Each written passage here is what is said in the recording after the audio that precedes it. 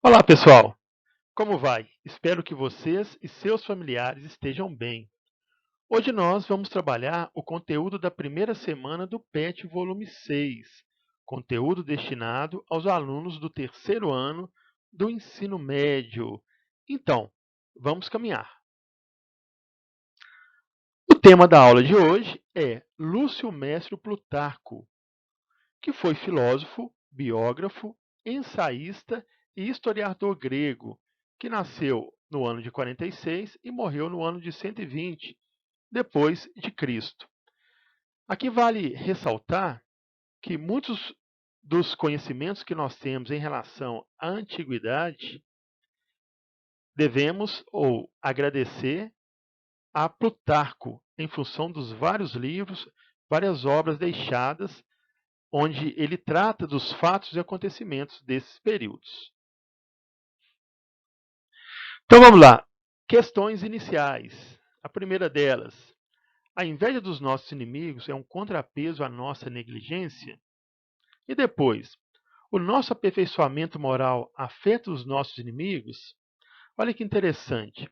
Essas duas questões iniciais já nos faz pensar o seguinte: Plutarco vai tratar ou apresentar para nós questões que tratam do campo da moral, do campo das relações humanas. E o mais interessante ainda, né? Como nos relacionar com os nossos inimigos. Então, atentos aí para compreendermos bem e refletirmos sobre a proposta desse importantíssimo pensador. Palavras-chave: Plutarco, moral, virtude e generosidade. Quatro importantes palavras para abrir o nosso entendimento sobre o conteúdo proposto. Aqui eu trouxe dois conceitos importantes, porque nós vamos precisar desses conceitos, né, durante ou no decorrer da reflexão sobre o conteúdo. O primeiro deles, a palavra inveja, origem do latim, invidia, que significa olhar torto, lançar mal olhado sobre, né, sobre alguém. Tim, em, mais vedere, olhar.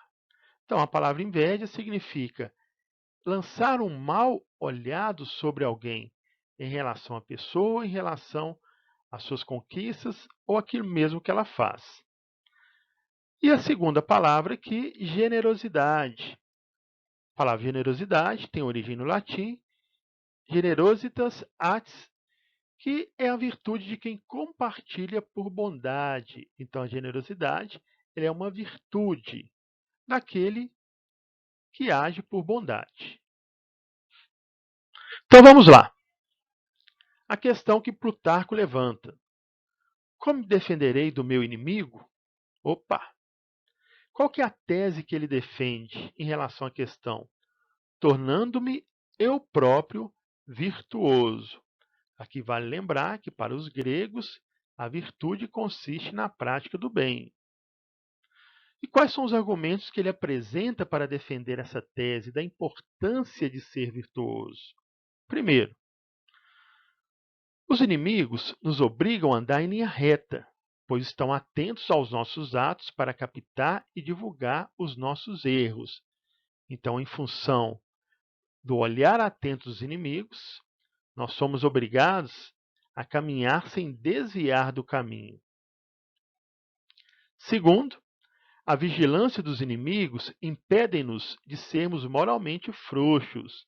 Então, esse olhar vigilante dos inimigos sobre nós nos obrigam a termos uma conduta moralmente reta, uma conduta correta.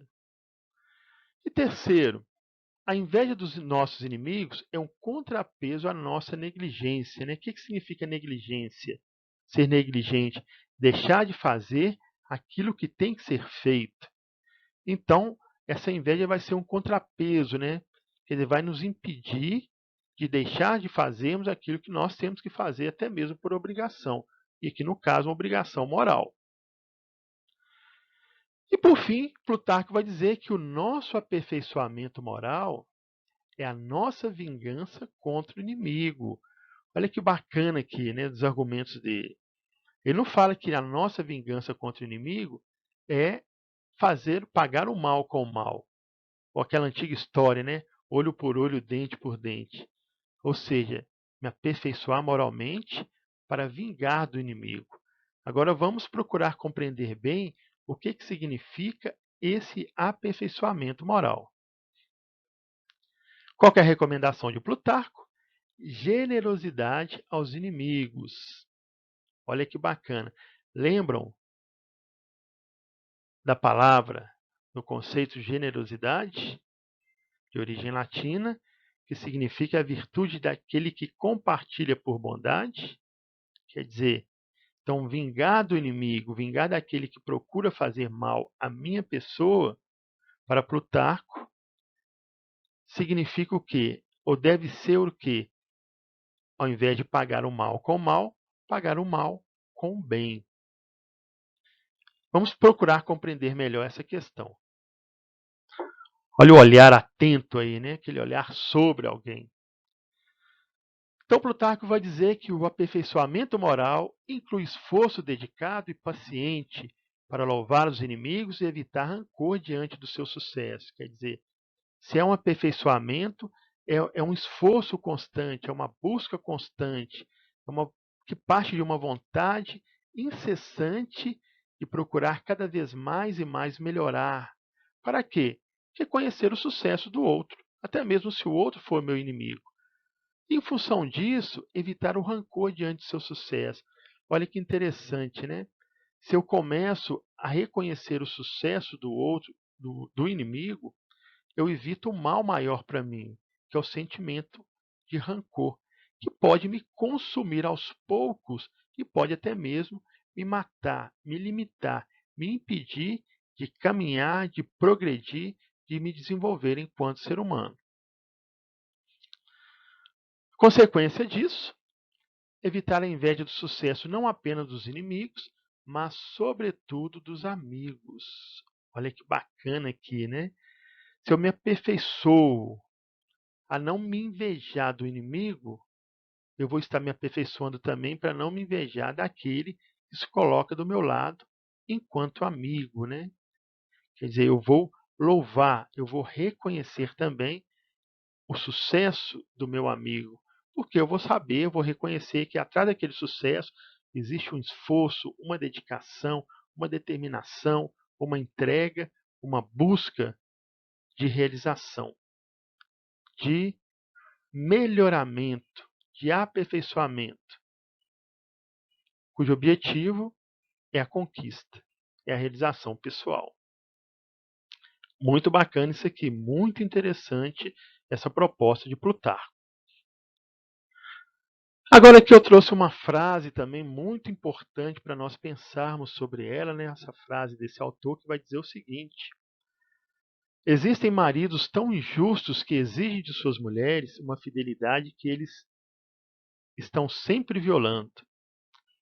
São como aqueles generais de exército que, embora fujam covardemente do inimigo, ainda querem que seus soldados defendam valorosamente suas posições. Olha que bacana que entra a palavra injustiça, né? O que é a injustiça aqui nessa situação? É o marido impor sobre a mulher uma condição, uma vida da qual ele mesmo não vive, uma condição da qual ele mesmo não está condicionado a viver. E vai comparar os generais do exército, que manda os soldados para a guerra, coloca eles no batalhão de frente e manda eles defender com a vida a pátria, a nação. Porém, eles estão atrás da mesa simplesmente dando ordem, não em função da patente, mas porque eles têm medo de ir para o campo de batalha, de enfrentar os inimigos. E aqui também nós podemos ampliar essa discussão, né? Muitas pessoas impõem sobre outros fardos pesados de coisas que elas mesmas não vivem, né? Aqui entra no campo da questão da moral também, porque impor sobre o outro uma situação ou fazer aquilo que eu não faço, eu estou sendo injusto com o outro. Se a justiça é uma virtude, a injustiça é um vício. Se a virtude é a prática do bem, o vício é a prática do mal. Eu estou sendo maldoso ou perverso com as pessoas. Muito interessante. Para pensar também, essa tirinha aí da Mafalda que está aí no PET, tá? É até uma atividade. Aqui é o diálogo entre a Mafalda e dois amigos, que diz o seguinte: ela levanta a seguinte questão: para onde vocês acham que vai a humanidade? Aí eles respondem: para frente, é claro. Porém, vai entrar discussão entre eles. A frente é para lá. Lá não é a frente, mas é a minha frente. Tua frente não é minha frente. Não. Aí Mafalda vai concluir o seguinte: começa a entender por que é tão difícil a humanidade ir para frente. Agora vamos observar, interessante aí, né? Quando a Mafalda ela vai dialogar com os amigos, ela está ao centro, um está à esquerda, o outro está à direita, né? É curioso essa questão aí. Quer dizer, para quem está à esquerda, a frente é de um lado. Para quem está à direita, a frente é do outro. E cada um vai defender o seu posicionamento ali, tá? E não vai abrir mão desse posicionamento, acreditando que esse posicionamento é a verdade absoluta, tá?